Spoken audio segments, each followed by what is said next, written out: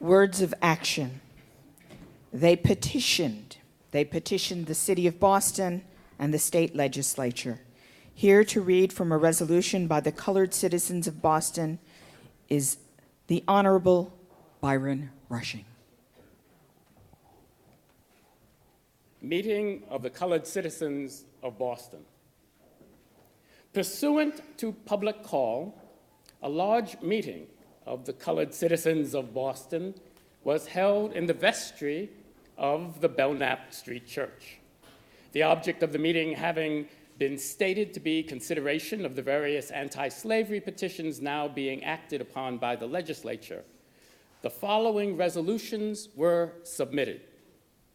Resolved, that we view with indignation the attempt which designing individuals have made to persuade the public that the colored people, as a body, do not approve and support the efforts which the Friends of Equal Rights have made and are still making to erase from the statute book of Massachusetts the laws which make a distinction to the right of citizens on account of color.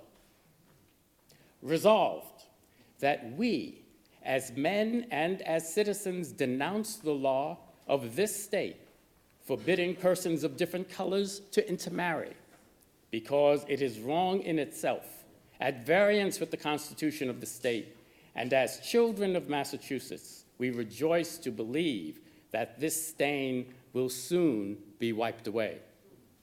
Resolved, that we view the illegal and oppressive customs of some of the railroad corporations of the state as a more immediate and trying grievance than any other in the Commonwealth, and we pledge to the Friends of Liberty our most strenuous efforts to cause government to yield to us our constitutional rights.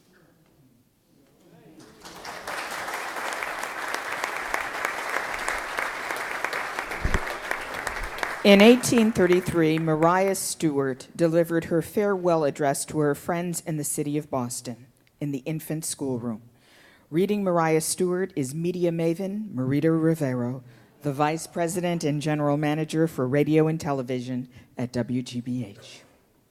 For it is not the color of the skin that makes the man or the woman, but the principle formed in the soul. Brilliant wit will shine, come from whence it will, and genius and talent will not hide the brightness of its luster. The mighty work of reformation has begun among this people. The clouds of dark ignorance are dispersing. The light of science is bursting forth. Knowledge is beginning to flow. Nor will its moral influence be extinguished till its refulgent rays have spread over us from east to west, from north to south. Thus far is this mighty work begun, but not as yet accomplished.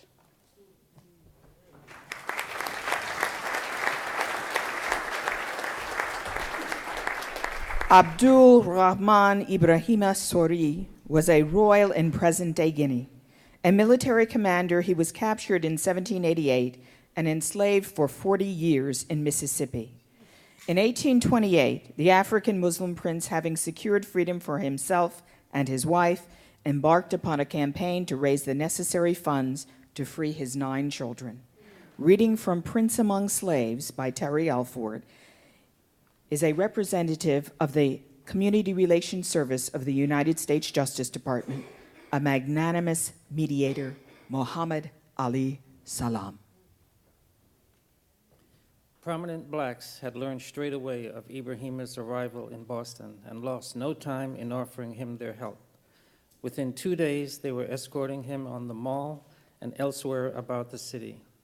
Their excitement was evident in the remark of one, quote, "The day of my anticipation has arrived, and now I have the pleasure of being in his company, an African prince." His presence in the city had caused their neighborhoods to be swept with what a white friend called an enthusiastic feeling. Residents even decided on a public dinner in his honor. A Rhode Islander once said enviously that the Bostonians, when they set out to do a thing, they never do it by halves. Ibrahima could see what he meant. In a weekend of frantic planning, the African Masonic Hall was chosen as a site for a banquet, a route for a street parade established, and 50 blacks joined to underwrite the cost of the affair. This celebration was held on Wednesday, August 20th. By 4 o'clock in the afternoon of that day, several hundred people had gathered before the African school. Arranging themselves in the order, the procession marched off to the airs of a local band. Arriving at the African Masonic Hall on Cambridge Street, if anything seemed absurd about a parade and banquet of hairdressers, tailors, hand cartmen, laborers, waiters, and barbers honoring an old slave, it soon gave way. These were men with serious thoughts, concerned not only about their own fates in Boston, but about such great issues as the continuance of Southern slavery and the regeneration of Africa. For his hosts, unexpected demonstration of a warmth and friendship, Ibrahima rose to toast them. Brethren, he said simply, the token of respect which you have this day been pleased to confer will ever be held by me in grateful remembrance.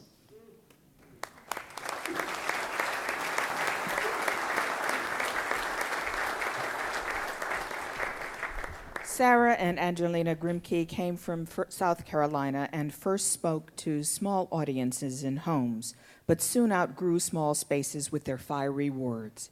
Here to read an excerpt from Miss Grimke's 1836 appeal is this country's preeminent purveyor of preservation, Stephanie Meeks, President of the National Trust for Historic Preservation. Already are there 60 female anti-slavery societies in operation. Some of the reports of these societies exhibit not only considerable talent, but a deep sense of religious duty and a determination to persevere through evil as well as through good report, until every scourge and every shackle is buried under the feet of the manumitted slave. The Ladies' Anti-Slavery Society of Boston was called last fall to a severe trial of their faith and constancy. They were mobbed by the gentlemen of property and standing in that city at their anniversary meeting, and their lives were jeopardized by an infuriated crowd. But their conduct on that occasion did credit to our sex and affords a full assurance that they will never abandon the cause of the slave. The pamphlet, Right and Wrong in Boston, issued by them, in which a particular account is given of that mob of broadcloth in broad day, does equal credit to the head and the heart of her who wrote it.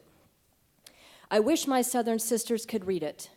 They would then understand that the women of the North have engaged in this work from a sense of religious duty, and that nothing will ever induce them to take their hands from the plow until it is accomplished.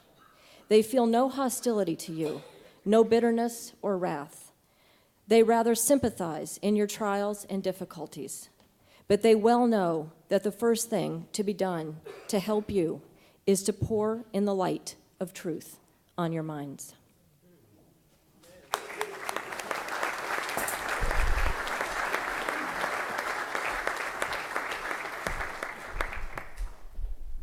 The infamous Fugitive Slave Act of 1850 demanded that citizens assist in the detention of the self-emancipated without due process of law.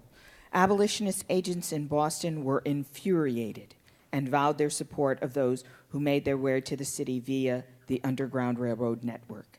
The executive committee was made up of leading black and white Boston citizens. Here to present their report is an exceptional man of finance, president of Citizens Bank, Massachusetts, Jerry Sargent. Aid to Fugitive Slaves. Report to the Executive Committee of the Vigilance Committee, February 18, 1859, The Liberator. In September 1850, the Executive Committee addressed a circular to the churches and religious societies of New England, and also made application to many individuals soliciting contributions to create a fund for rendering pecuniary assistance to such fugitive slaves as reached the northern states in destitute condition. The unfortunate men and women all needed food, clothing, and shelter. Moreover, they all needed protection. Some of these fugitives also needed medical aid and careful nursing, and almost all of them needed the means of transportation to a safer place than New England. The amount thus raised from all sources was $6,028. And this sum has been expended for the relief of fugitives. The result to be reported to the public is that more than 400 fugitives have been aided by their beneficence.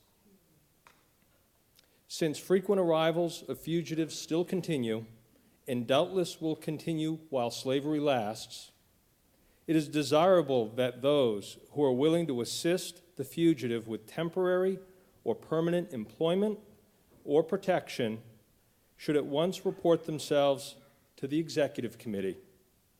Samuel E. Sewell, Henry I. Bowditch, John A. Andrew, Robert Morris, Wendell Phillips, Francis Jackson.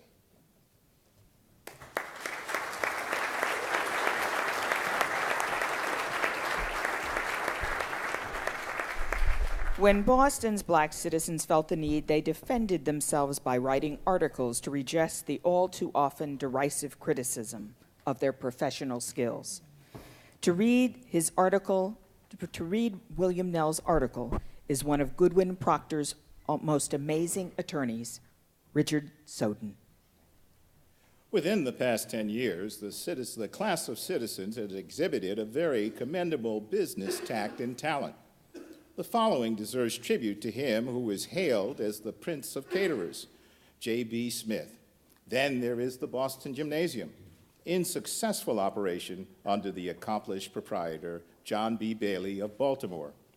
A boot and shoe store has recently been opened on Cambridge Street by two young men, DeMorty and Dunn. Dr. John V. DeGrassi at number 40 Poplar Street, skillful and faithful in his medical practice. John W. Lewis, too, on Richmond Street, master blacksmith, employing constantly several journeymen.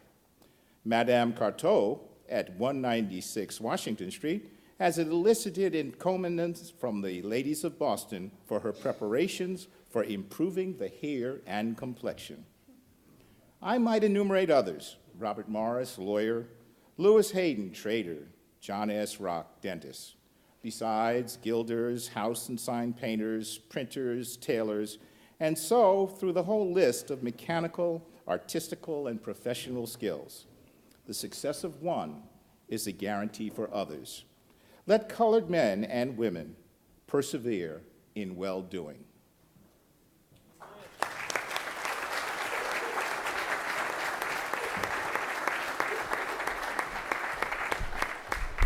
The first pastor of the African Baptist Society and this country were elevated by the news of the new Black Republic of Haiti. In 1860, this notice appeared in newspapers. Ladies and gentlemen, incomparable insurance expert, Monsieur Chélind Edouard. To the blacks, men of color, and Indians in the United States and British North American provinces.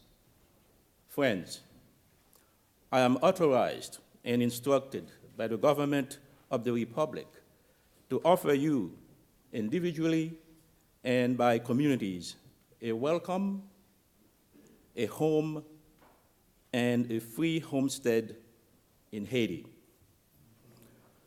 Two classes of immigrants are especially invited: laborers and farmers. To each family of immigrants, 5 carrots, more than 15 acres of fresh and fertile land will be gratuitously given on the sole condition that they shall settle on it and cultivate it and declare their intention of becoming citizens of Haiti. Immigrants are invited to settle in communities. Sites for the erection of schools and chapels will be donated by the state without regard to the religious belief of the immigrants. I shall at once, as directed by the government, establish a Bureau of Immigration in Boston. Immediate arrangements, both here and in Haiti, can be made for the embarkment and settlement of 100,000 persons. By order of the government of the Republic of Haiti, James Redpath, General Agent of Immigration, Boston, November 3rd, 1860.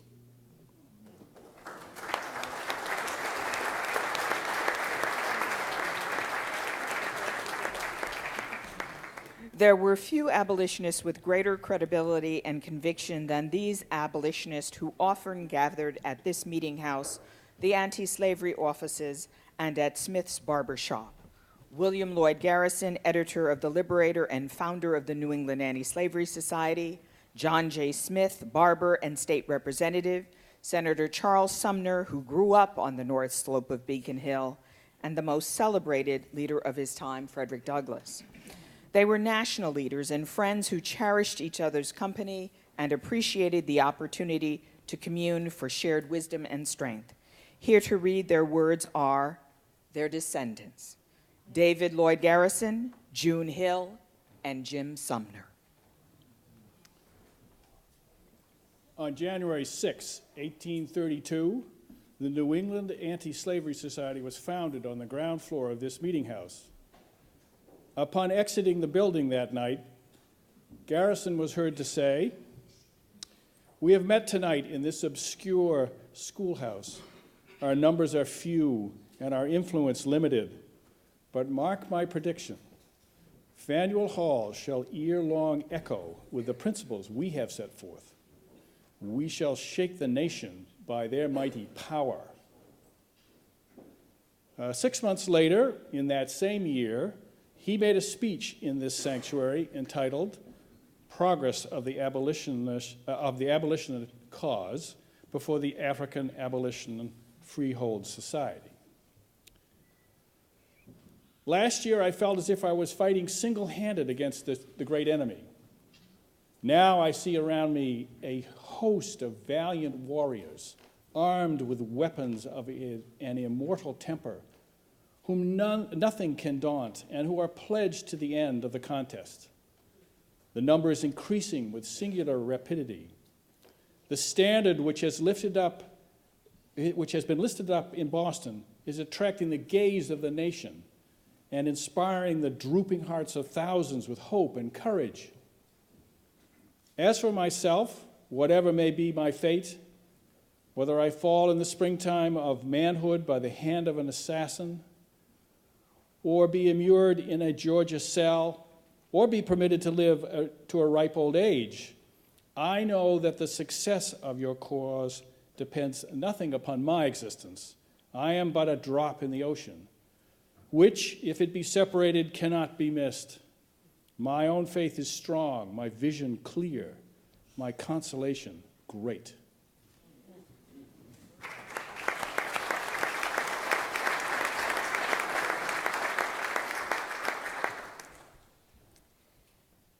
This place here is sacred. It is the only place in the early life where Mr. Garrison could stand and that they could not break up the meetings and he could speak to the people. No mob ever entered into this place to take him out or to stop him from speaking. I became acquainted with Mr. Garrison in the latter part of 1840. I desired to be introduced to Mr. Garrison. Coming from the South and being a barber, I had heard Mr. Garrison spoken of in the barber shop and abused, and I wanted to see this wonderful man there was so much talk about. Well, I had been born a free man, and free people did not associate with slaves. They thought themselves above them. The white people had put that barrier between them. Well, we went over to the anti-slavery office. Mr. Garrison said to me, "Take a seat." About the third question he asked me was, Was I a slave? No, I replied pretty promptly, but I have seen slavery in all its forms. I went to work and commenced telling him of all the horrors of slavery that I had seen. When I said, well, there are some good slaveholders, he asked, would I think a man was good if he sold my father and mother, and they went one way and I went another?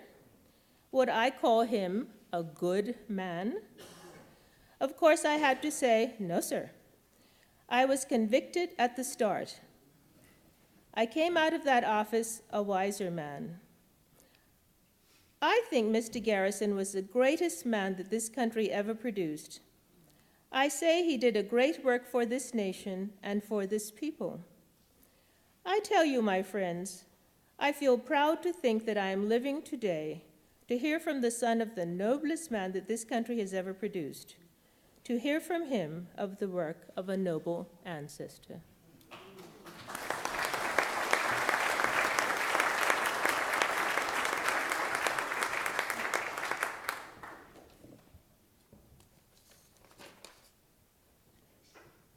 Infamously almost beaten to death with a cane on the floor of the United States Senate for his brave anti-slavery speech against the Kansas-Nebraska Act, an act that would ensure that Kansas would become a new slave state. Senator Charles Sumner would not return to the Senate for another 3 years. But only 3 weeks after this assault, the senator read in a newspaper that a fund was being created on his behalf, and he wrote this letter. I'm going to read from the actual letter.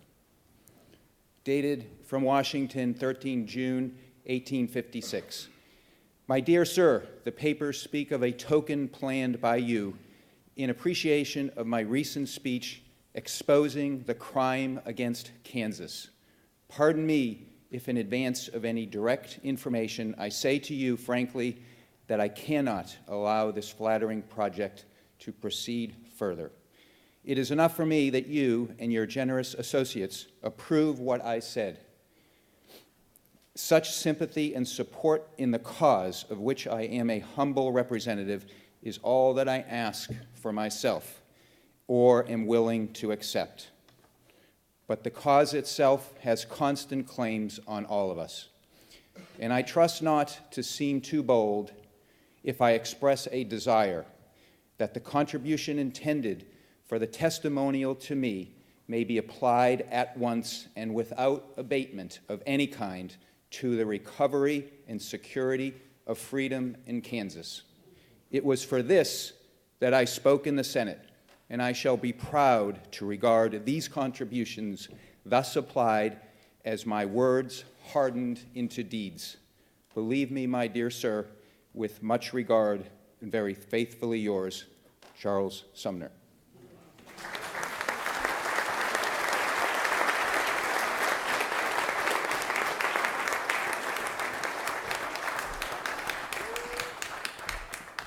To mark the first anniversary of John Brown's death, several hundred hostile spectators, characterized by the New York Daily Tribune as, quote, a diversified mob composed chiefly of North End roughs and Beacon Street aristocrats, attempted to seize control of the Abolitionist Convention held at Tremont Temple. The hecklers persisted for 3 hours, at which time the mayor ordered the hall cleared.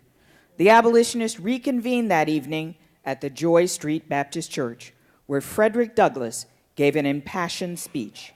Ladies and gentlemen, educator and literary performer Reggie Gibson provides Douglass's spoken word. This is a meeting to discuss the best methods of abolishing slavery.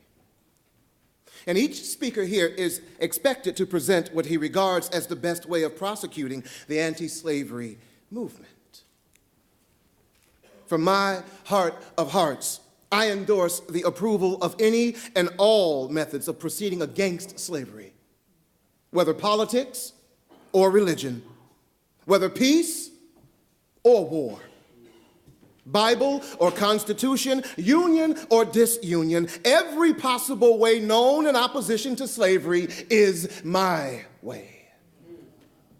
We have seen the number of slaves increase in this country from 500,000 to over 4 million. We have seen for the last 60 years resistance to slavery in the United States. As early as the beginnings of the U.S. government, there have been abolition societies in Virginia, in Maryland, in South Carolina, in Pennsylvania. These societies have appealed to a sense of justice. They've appealed to a sense of humanity on behalf of the slave. But still, 4 million have bowed before this nation and with uplifted hands to heaven and to you have asked in the name of God and in the name of humanity to break our chains. But to this hour, this nation, this blessed nation of ours, has been deaf, dumb, and indifferent to the cries for deliverance coming up from the South. Truly, it is possible for men to trample on justice and liberty for so long as to become entirely oblivious to the principles of justice and liberty, to cease to have any sense of justice and liberty. Let me be clear. I am for a dissolution of this union under an abolitionist president who would wield the power of the Army and the power of the Navy and the government of the United States for the abolition of slavery.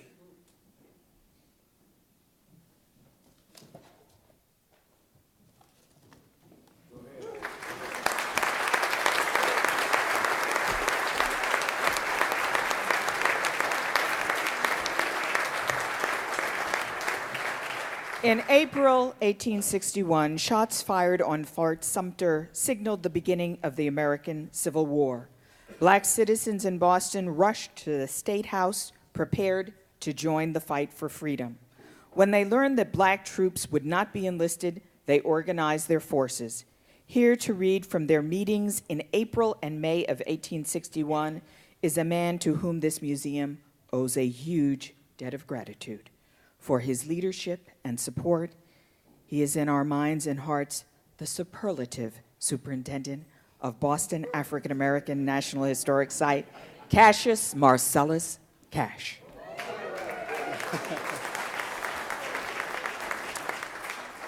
The resolutions reported state that the colored people are ready to defend their government and the flag of the country, and are ready to raise an army of 50,000 men if the laws can be altered to allow them to enlist.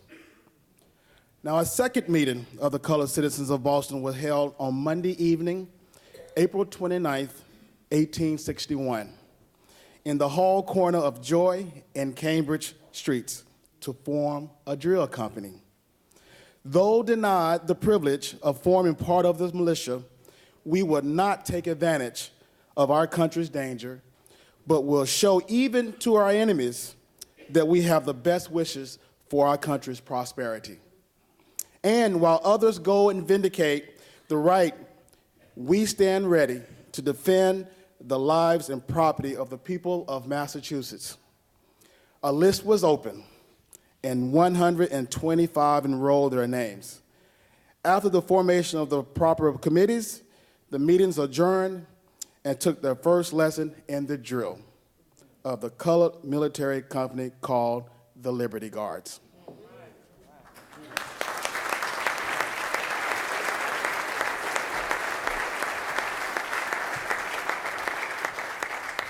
The strategic work necessary to enlist black troops from the North included a Thanksgiving dinner meeting with Massachusetts Governor John Andrew at the home of Lewis and Harriet Hayden here on Beacon Hill.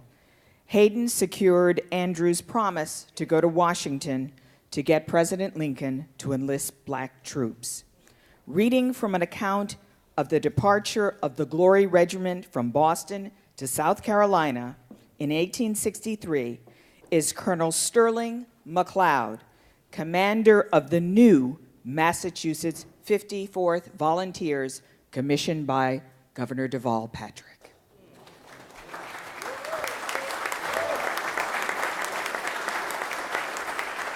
54th the 54th Massachusetts Volunteers, composed of colored men of this and other northern states, took its departure for the field of active service today. This is the Pioneer Colored Regiment raised in the northern states. This regiment is armed with Enfield rifles and in all respects equipped and clothed in the manner same as white regiments. Except that they have white officers, the men of this regiment are placed on an equality with those of any other new regiment in the service. Their future position depends on themselves. There is among them a pride in their organization. They are strong, active men, having confidence in themselves and their officers, and there is no doubt, no fear on the part of their friends that they will disgrace the cause of which they will fight. The regiment broke camp at an early hour in the morning and took the train to Boston. At the depot, a large crowd was collected, and the regiment was received with hearty cheers and other demonstrations of welcome. The regiment was accompanied by Gilmore's band. A line was formed, and the command took up the march through the following streets: Pleasant, Boylston, Essex, Chauncey, Summer, High, Federal, Franklin, Washington, School, Tremont, Pemberton Square, Somerset, and Beacon Streets to the State House. All along the route, the sidewalks were crowded, and the windows and balconies were thronged. In Essex Street, a lady presented Colonel Shaw with a handsome bouquet. The regiment halted in front of the State House for a few minutes and escorted Governor Andrew to the Common. At a quarter before 12 o'clock, the regiment left the Common and marched down to Tremont, Court, State, and Commercial Streets to Battery Wharf. The regiment marched down State Street at a quarter past 12 o'clock to the tune of John Brown's Body, and it was vociferously cheered by the vast crowds that covered the sidewalks and filled the windows. On reaching the wharf at a quarter before 1, everything had been placed on board through the efforts of Captain McGim. The guns were placed in boxes, the horses put aboard, the men began to embark. At 4 o'clock, the vessel steamed down the harbor bound for Port Royal, South Carolina. Several gentlemen were on the wharf distributing tracts and other reading matter among the troops, and Mr. Frederick Douglass passed amongst the various companies, bidding the soldiers farewell and giving them words of encouragement.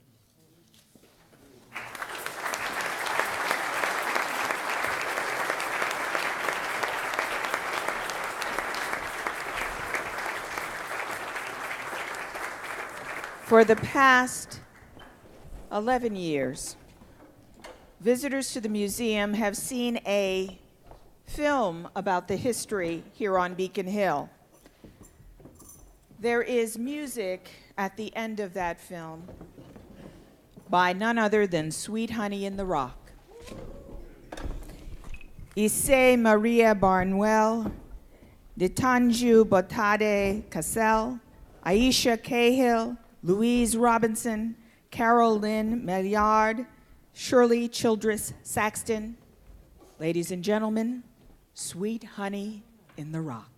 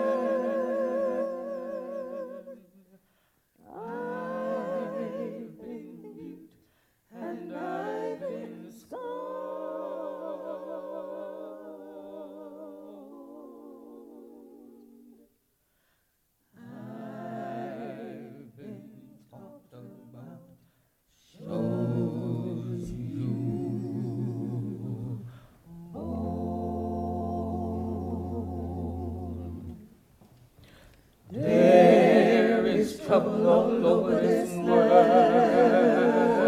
yes. There is trouble all over this world, children.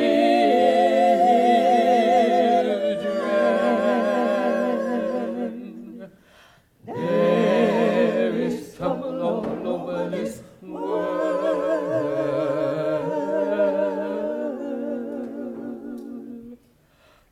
There is trouble all over this world.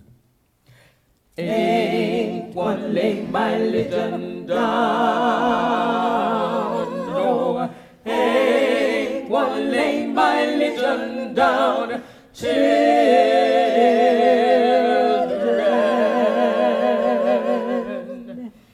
Ain't one lay my religion down.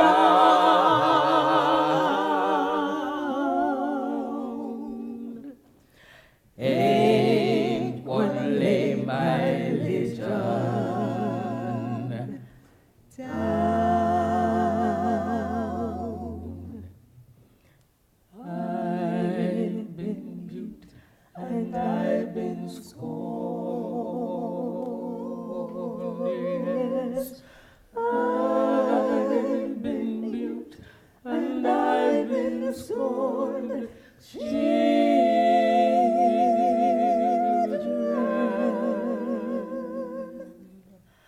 I've been bute and I've been scorned.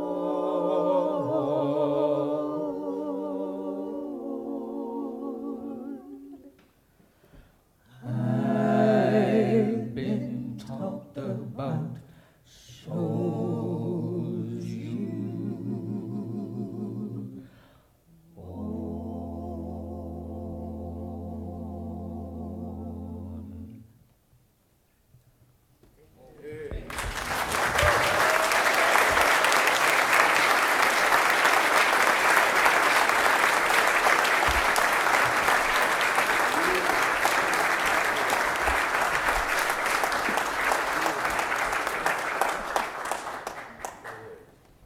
I think that young people don't know what awesome means, but being in this building is an awesome experience. There are people who have inspired all of us. This next song has some of the names of some of the people who've inspired us. In addition, part of the reason I think that they have been so successful in what they do is because they have paid attention to the inspirations that they've received and to spirit when spirit speaks to them. So this song says, do what the spirit say do, and it actually is an adaptation of a spiritual.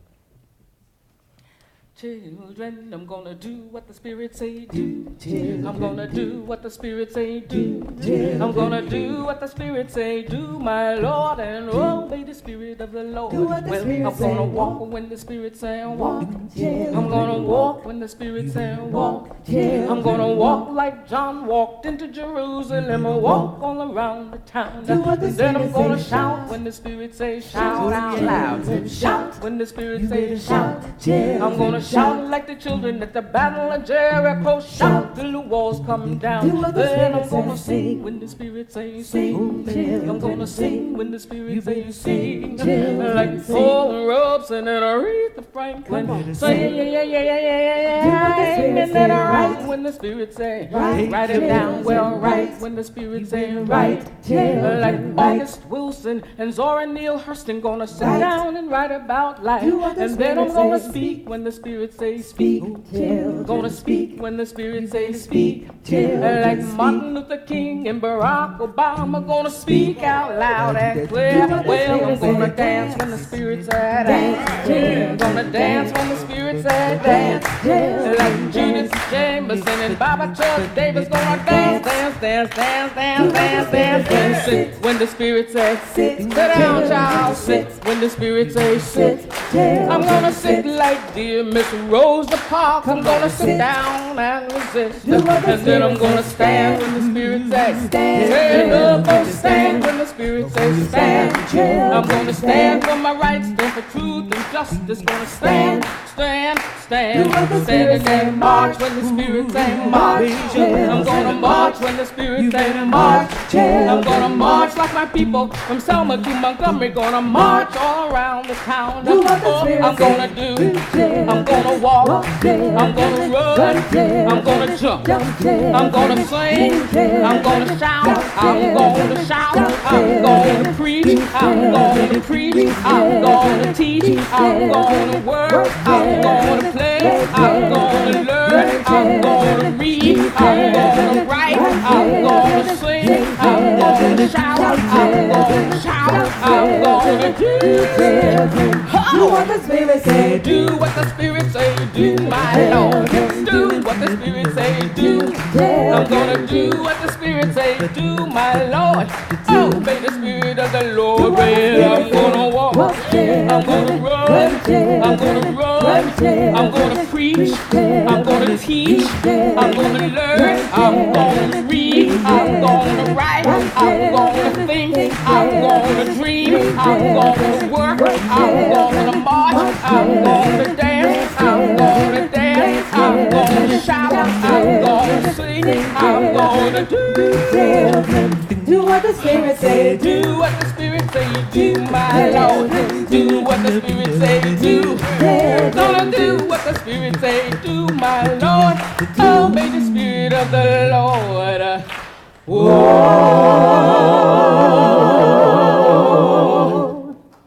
Do what the Spirit say, do.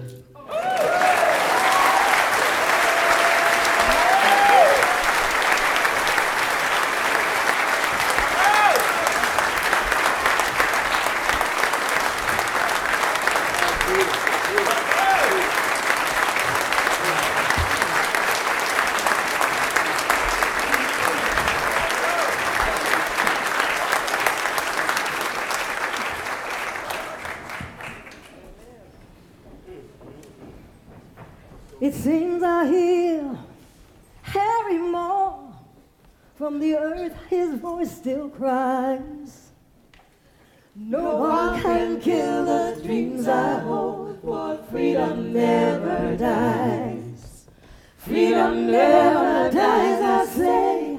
Freedom never dies. No one can kill the dreams I hold, for freedom never dies. This is a story which took place in Florida. It took place around this time of year, so we feel it's appropriate to share it with you. It's a story of a man named Harry T. Moore.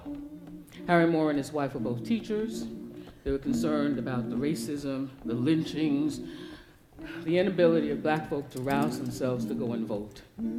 He and his wife established a branch of the NAACP in Florida, and they were so successful at registering black folk that there were more blacks registered in Florida than in all of the other states, southern states, put together.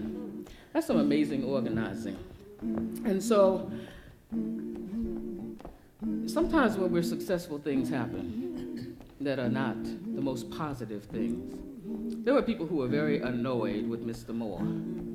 4 of them entered his home on Christmas Eve, planted a bomb. That bomb went off on Christmas morning, killed Harry Moore and his wife. There's a film about this. The lyrics to this song were written by Langston Hughes. They were set to music by Bernice Johnson Regan. Freedom never dies, y'all. freedom never dies.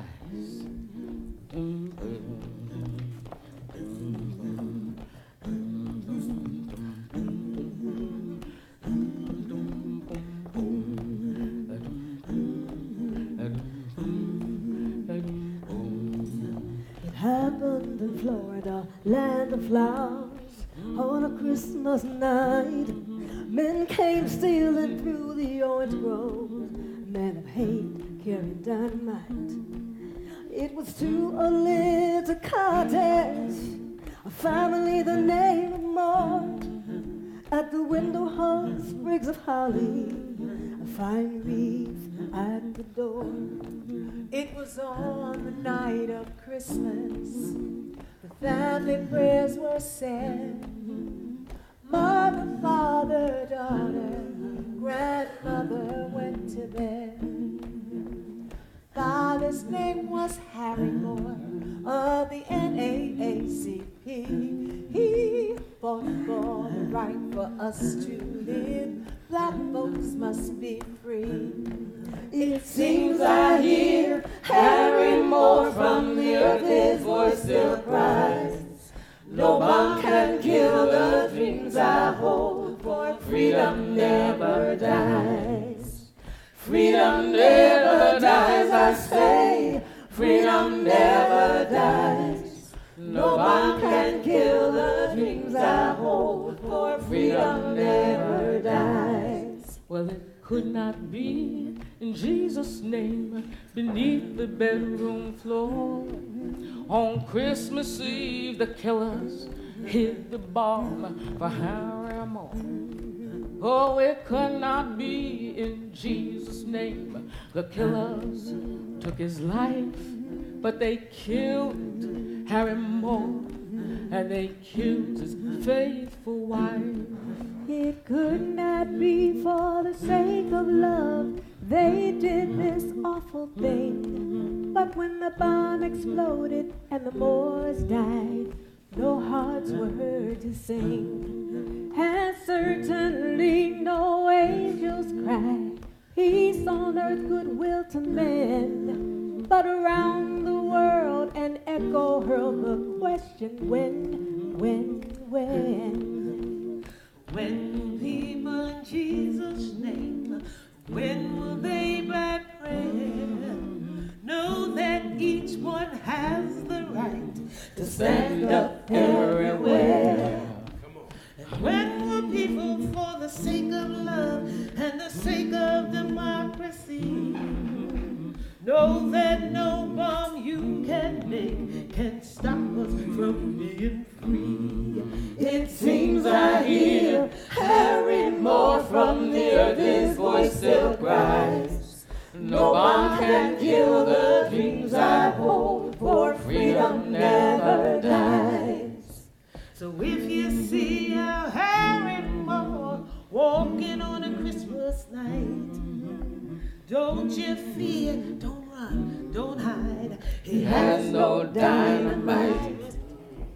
For in his heart is only love for all the human race, and all he wants is everyone to have their rightful place. And this he says, our Harry Moore, as from the grave he cries. No bomb can kill the dreams I hold, for freedom never dies. Freedom never dies, I say. Freedom never dies. No bomb can kill the dreams I hold, for freedom never dies.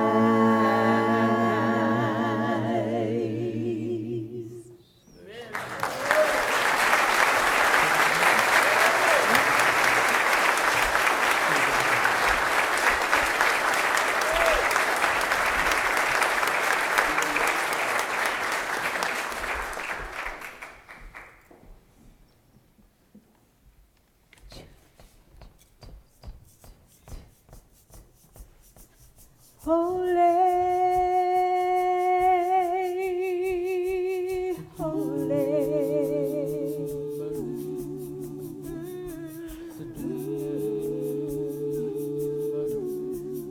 together.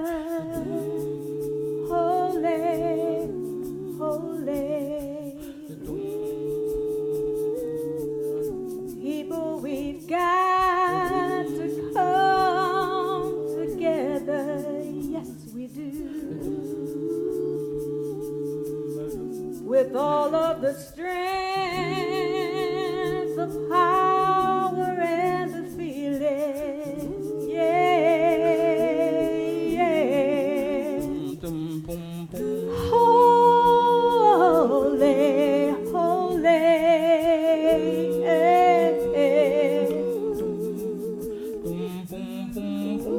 Come together.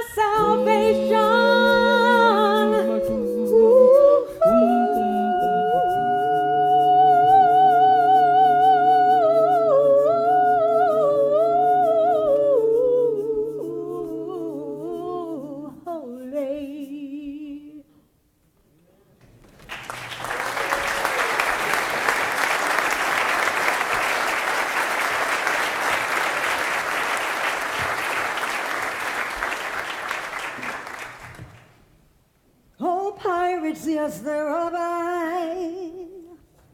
Sold I to the merchant ships. Then it's after they took I from the bottom left it. But my hand was made strong by the hand of the Almighty.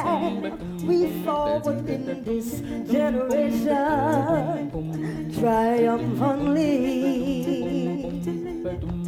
Won't you help me sing these songs of freedom? Was all I ever had. Redemption song. Emancipate yourself from mental slavery. None but ourselves can free our mind. Have no fear for atomic energy. None of them can stop your time. How long shall they kill our prophets while we stand aside and look? Some say it's just a part of it. We've got to fulfill Jah role. Won't you help us sing these songs of freedom? Was all I ever had. Redemption song. I say all I ever had. Redemption song. I say all I ever had. Oh, Lord, oh, Lord, oh, Lord, oh, Lord, oh, Lord, oh, Lord, la la, rabba, rabba, rabba, rabba,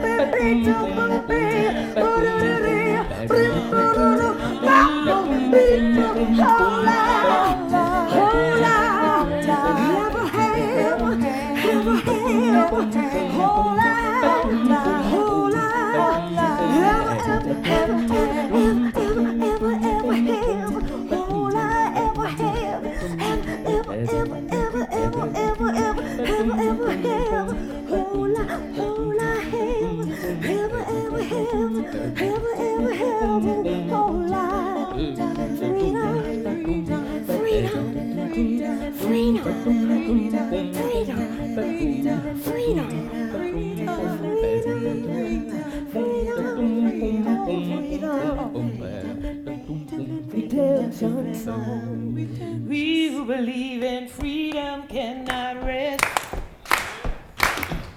We who believe in freedom cannot rest until it comes. We who believe in freedom. No, no, no, no, no, no. We who believe cannot rest until it comes. Yeah. We who believe. We who believe. We who believe cannot rest. It's very evident by us being here today that there were some people who understood between 1806 and 2011 that if the good Lord put you here on this earth and woke you up, you have something to do here. And that we must stay conscious, because when an opportunity comes, we cannot rest. We have to be in motion. So we're going to end with a song that includes everybody, because the song says we who believe, not Sweet Honey who believes, not who I believe. We who believe. So I'm going to ask you to sing this part with me. We who believe in freedom cannot rest. We who believe in freedom cannot rest until it comes. That's the whole line. We who believe in freedom cannot rest. We who believe in freedom cannot rest until it comes. Wait your turn. Until the killing of black men, black mothers, sons, is as important as the killing of a white man, a white mother's son. We who believe in freedom, believe in freedom, cannot rest. No, no. We who believe in freedom, cannot rest.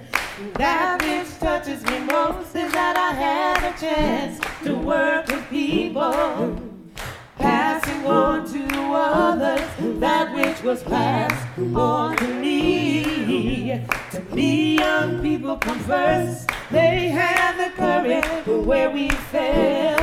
And if I could but shed some light as they carry us through the gale. Come on, we who believe. Sing. We who believe in freedom cannot rest. Like you know it now. We who believe in freedom, believe in freedom cannot rest. You know that struggling myself don't mean a whole lot. I come to realize that teaching others to stand and fight, it is the only way our struggle survives. I'm a woman who speaks in a voice, and I must be heard. At times I can be quite difficult. I'm bound to no man's word. Come on now, we who believe in freedom, believe in freedom.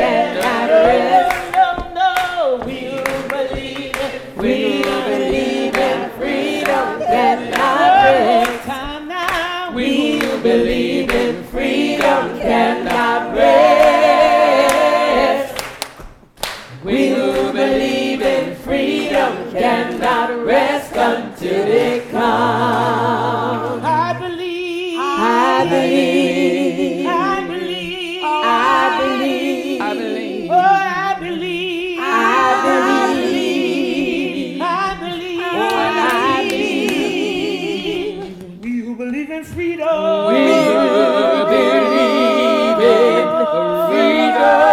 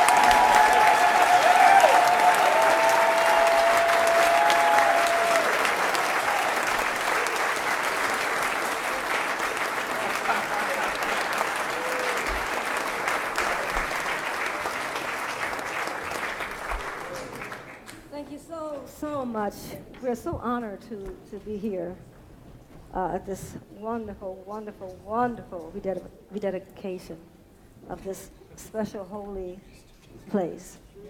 And we have one more thought to leave with you before we go. When there is light in the soul, there is beauty in the person. When there is beauty in the person, there is harmony in the home. When there is harmony in the home, there is honor in the nation. When there is honor in the nation, there is peace in the world. When there is light in the soul, there is beauty in the person. When there is beauty in the person, there is harmony in the home. When there is harmony in the home, there is honor in the nation. When there is honor in the nation, there is peace in the world.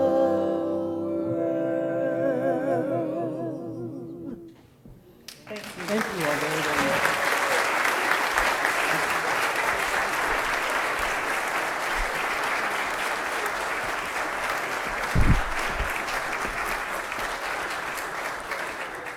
I didn't bring enough tissues.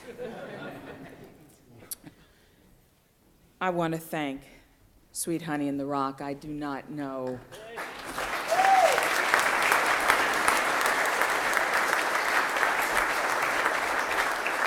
what more I could say. I want to thank the presenters. There are so many people in this room. By virtue of you being in this room, you need to be introduced. We can't do that for everyone. But I do want you to know that this labor of love has been one that the staff has taken very seriously. The rangers at the National Park Service, Terry, Boston African American National Historic Site, the staff of the Museum of African American History, Diana Parkon, thank you, sweetheart.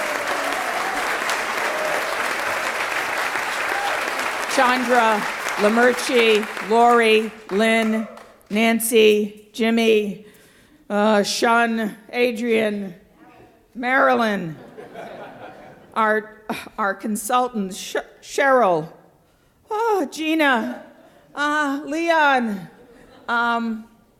Sylvia, Arlene, oh God, Sylvia, thank you.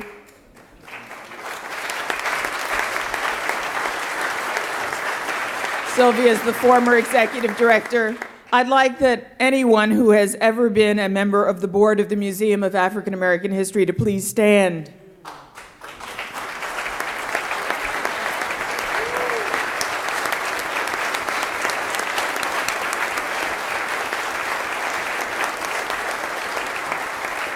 The representatives of the National Trust for Historic Preservation, please stand.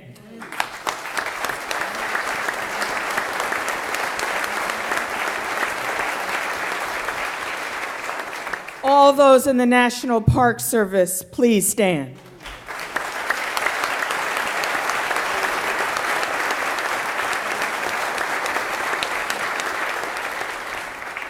Now, if your name wasn't called, I'm so sorry. But I want you to know that working with architects and designers and, I don't know, sometimes quarrelsome executive director can be a very difficult task. But it wasn't. Tom Gomat, Carl J. Carl. Randy was here managing the neighbors and everybody. Oh, Andy, thank you so very, very much, Andy Felix.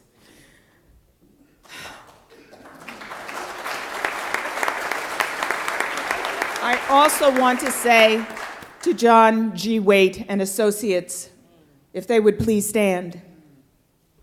John.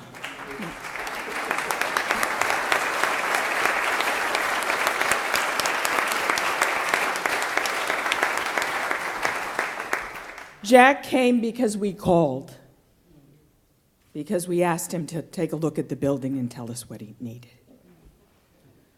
We've worked together for 10 years. How you like me now? Now, at this point in the program, if we were back in 1806 or 1855, we'd take up a collection. On the corner of Joy and Pinckney Street in 1805, when they were building this meeting house, they used to literally pass the hat. Now, we're not going to pass the hat today, so don't get scared. But we are going to be passing the hat and coming to each of you because we need your help and your support. We could not have done this without you. First, the scholarship. So I will ask one more group to stand, the scholars. Adelaide Cromwell, James and Lois Horton, Lois Brown, others, if I don't see you, Skip, are you here? Please stand. Cheryl LaRoche. David Landon.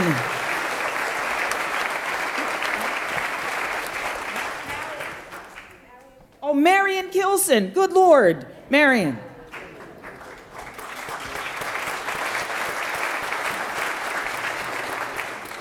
We are not, I'm sorry? Someone speaking to me? Say it again. It is because of you all that we move forward from this place and continue to build this august institution into a premier world-class cultural jewel for all to learn from and be proud of. I want to thank you all for being here today. I ask your patience for a moment longer. All of those people who participated in the program, if you will come forward, we always take a group picture. So in front of the pulpit, here along, we are going to take a picture together. And then we will have refreshments. at the A.B.L. Smith School next door, and you can all say hallelujah. Thank you so very, very much.